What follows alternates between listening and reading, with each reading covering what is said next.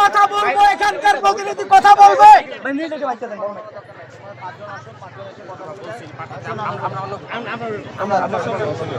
আপনাদের কথা আপনারা হাতিমারা কলেজের কয়জন আছেন? সবাইকে হাতিমারা কলেজে। আচ্ছা আমি কথা বলি, ডিসি স্যার কথা বলবে, আপনারা কোচিং স্যার 5 জন আসেন। হ্যাঁ, 5 জন এসে কথা বলে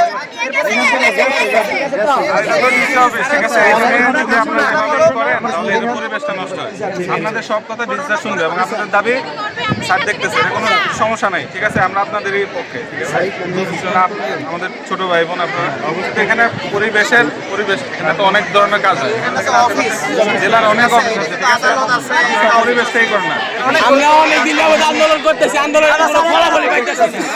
আপনার যেমন আন্দোলন করতেছি, আমি বেলে দিচ্ছি, ফলাফল পাইতেছি না। আজকে ফলাফল দিতে হবে। পদত্যাগ ছাড়া আমরা এই জায়গায় ছাড়বো না। কোনো বেলে দিচ্ছি না, আমাদের কোনো মূল্যায়নই করছে না।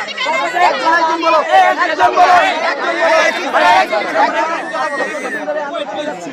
অনেক কলেজ দুদিন আন্দোলন করে, তারা দেখবেন ছোট করতে পারে, কিন্তু আমরা একটা থেকে আন্দোলন করছি, আমাদের সাথে কোনো কথা বলে না। আমরা তার বাসায় যাওয়ার জন্য আমাদের এলাকা থেকে এবং আমাদের ছাত্র সমিতির পক্ষ থেকে একজন কাউন্সিলর এবং একজন শারীরিক কাউন্সিলর তিনি তাদের বাসায় তার জামাই বলছে যে আমরা আমার বাসায় আসেন, আমি মিস্ত্রি ওয়াইফের সাথে কথা বলছি, আপনাদের শাড়িকে দেবো। তারা দুজন একজন ওই কাশিপুর এলাকার, তাদেরকে পাঠানোর সময় তারা রাস্তা পাস যাওয়ার আগে তাকে তারা কল দিয়ে বলে যে আমার স্ত্রী স্ট্রোক আছে এবং হসপিটালে ভর্তি আছে। তারা বলছে কোন হসপিটালে ভর্তি আছে, আপনি একটু বলেন আমরা যাই। তিনি বলছে আমি জানি না। একজন জামাই তিনি বলে একজন ওয়াইফ তার কোথায় আছে সেই না জানে। এ আমাদের ছাত্র সমাজ।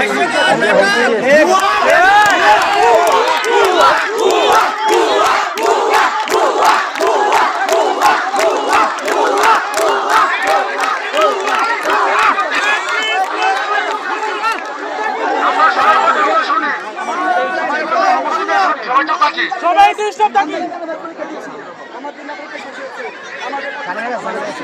অনেক দুর্নীতি করছে, অনেক দুর্নীতির প্রমাণ আমাদের সহ আছে। ওরা কাশিমপুরবাসী জানে এবং আমাদের যতগুলো ছাড় আছে সহযোগিতা তারা আমাদের পক্ষে, তারা জানে।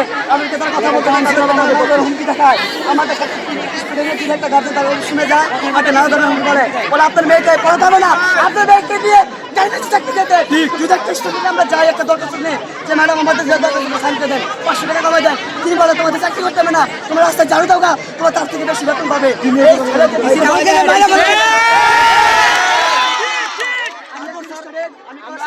আমাদের মায়েরা বেলানের হুমকি দেওয়া হয়েছে, কালকে রাত্রে আমাদের মায়েরা বলেন হুমকি দেওয়া হয়েছে।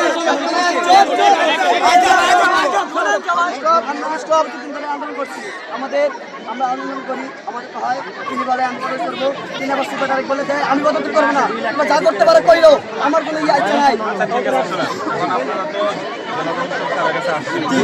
সর্বোচ্চ জায়গা উনি হচ্ছে গাজীপুরে, উনি যা বলবে আর তাই মেনে ইনশাল্লাহ ইনশাল্লাহ ইনশাল্লাহ।